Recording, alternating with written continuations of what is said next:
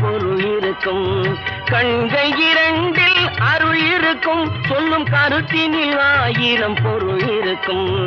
உள்ளத்தில் பொய்யே நிறைந்திருக்கும். அது உடன் பிறந்தோரையும் கருவருக்கும். பாயும் புலியின் கொடுமையை இறைவன் பார்வையில் வைத்தானே. புலியின் பார்வையில் வைத்தானே. இந்த பாழும் மனிதன் குணங்களை மட்டும் போர்வையில் மறைத்தானே.